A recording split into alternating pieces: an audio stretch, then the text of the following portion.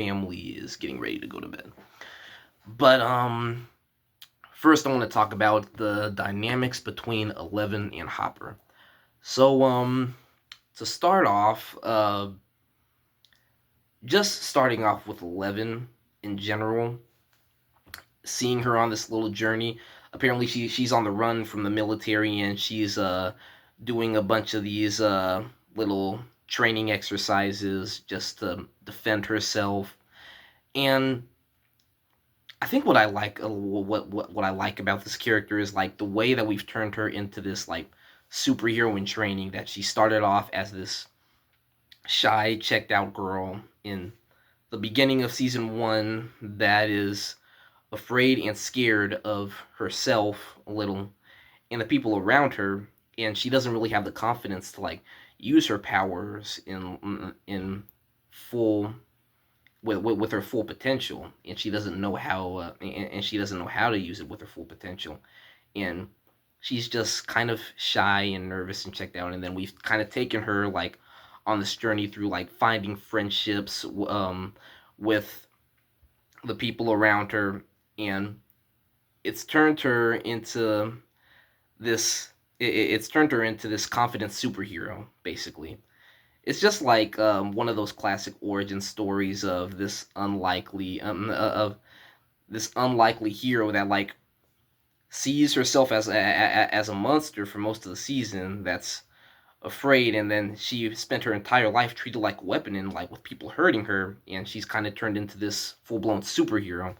I think that's just like a very compelling arc for a person. Even like giving her her own kryptonite, nice new element in the show. Like, so she's a superhero that has huge strengths and like even like gets her own weakness. Um, but as cool as it is, like opening the season up, and like, but even rewatching the season, the first couple of seasons, and seeing like this whole journey that she's went on as a character, it felt like she was underutilized in this season a little bit. There weren't really interesting areas to take her, and Hopper too. But there's some stuff there, but it felt like this season didn't give her character like enough of like a forward arc. Like she has her and Hopper have that conflict, um, but like yeah, about Hopper not wanting to let her go, but like there's not much in these episodes where she's grown and changed like as much as like she's grown and changed throughout the first 4 seasons. Like just even like even the mini arc in season 4 for like her regaining her confidence back, that um through lines of dialogue with Mike, and like her coming to the terms that people are afraid of her, and it makes her like a little afraid of herself. And then even getting that last little monologue from Mike when she's getting beat up by Vecna in season 4, where he's like, "I love you," like, and she starts to realize that she's not a monster. And she actually has people that care about her.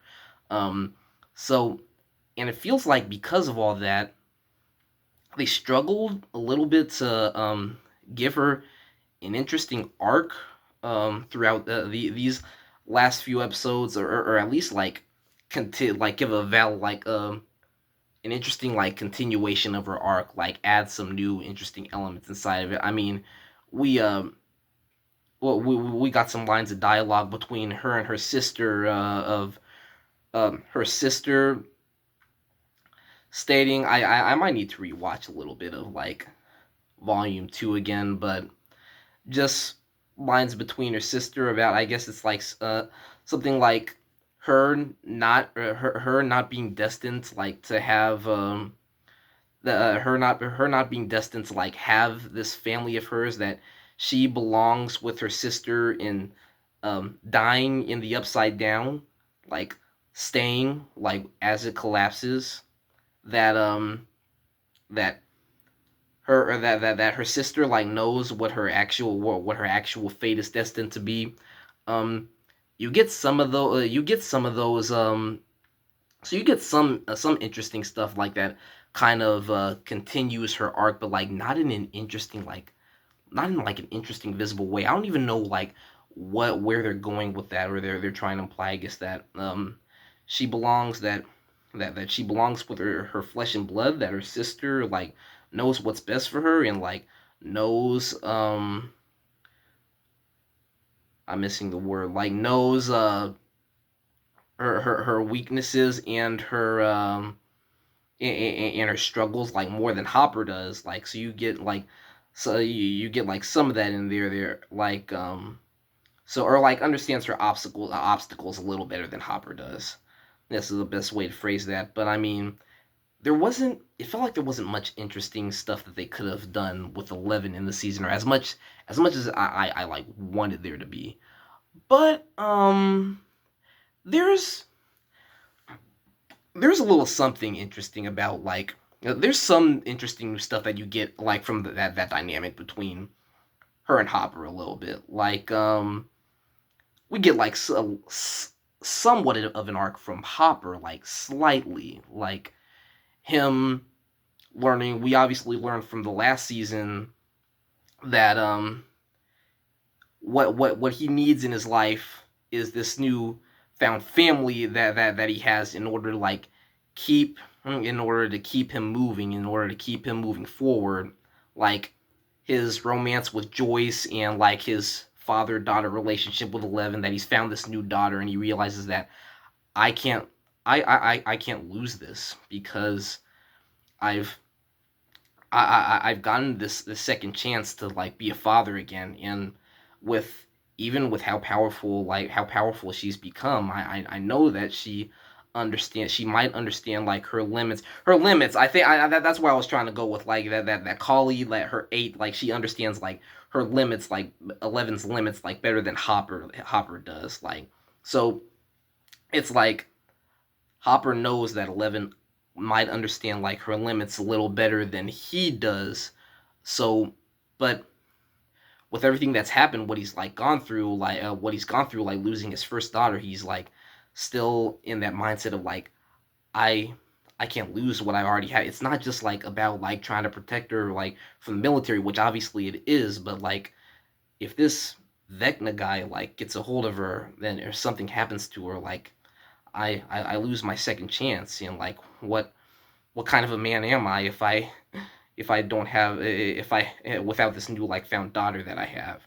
So so because of that, he's like trying to like, he's holding her back without telling her, he's trying to hold her back without telling her that without telling her that she's as strong. Like he does these things like where um they're performing they're performing this training exercise, and like he's giving her the timestamp that she wasn't actually given. Like he's telling her that, oh, you missed the count like by this much. Like he's doing all this stuff because, so he's like trying to keep her he's trying to distance her from like seeing her actual potential. So just so that just to keep her safe. And it's nice, like it's nice that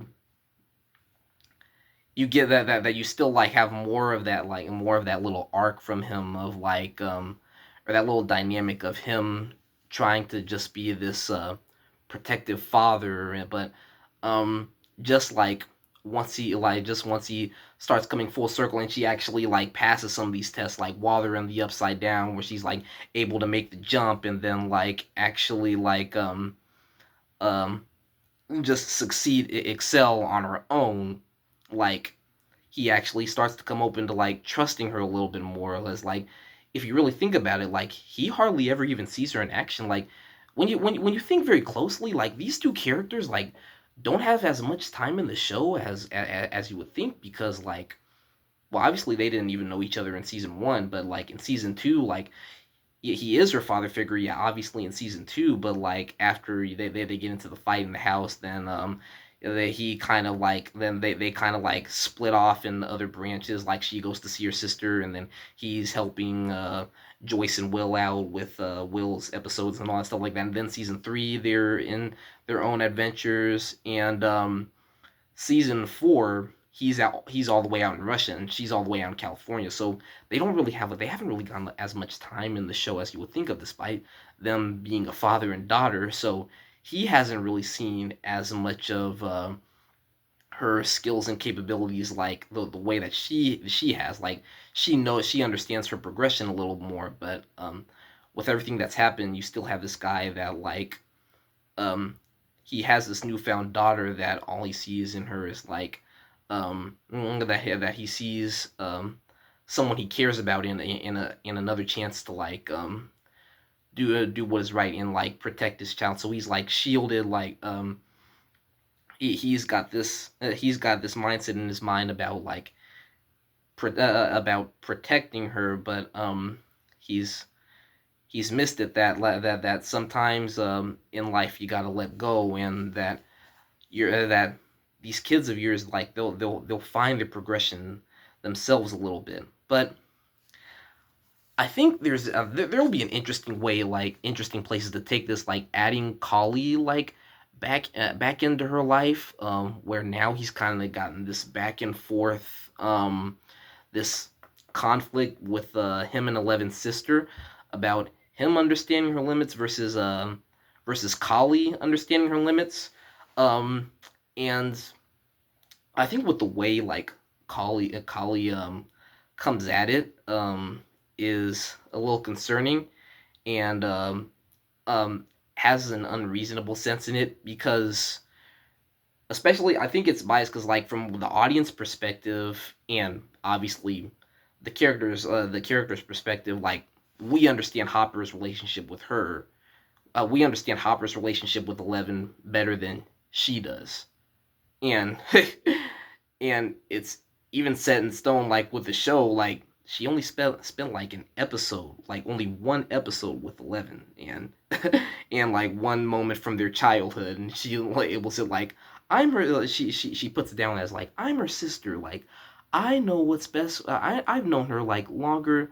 than you have. Like since before you have. Like I know what's best for her. But yeah, you only got like a one week with her or so, and like a few memories from your childhood.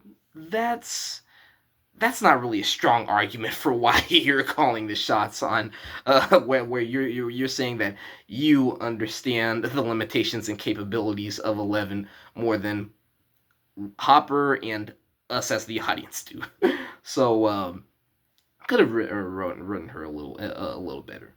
But I mean, final closing thoughts on this. Like, as frustrating as it was, like there was some missteps with the dynamic with the dynamics with Hopper and Eleven. There was some new stuff in there, but like I think it felt underutilized in a way, because as compelling as it was that he's like kind of like starting to see kind of starting to see her full potential, and he's learning to let go, he's learning to like back off like just a little bit. We still have kind of seen that overprotective side of him already. It still like rehashes some stuff a little bit, and like the way that it tries to progress Eleven's journey, like finding something new, like about her. There wasn't a lot of like interesting new stuff within that, but still, talking about Eleven in general, like going back to what I said, um, just a character that like you've actually seen her like on a full journey, like just going from this shy, like from this confused little girl treated like a weapon to a superhero. Um, Best I can touch on all that stuff, but I lingered on that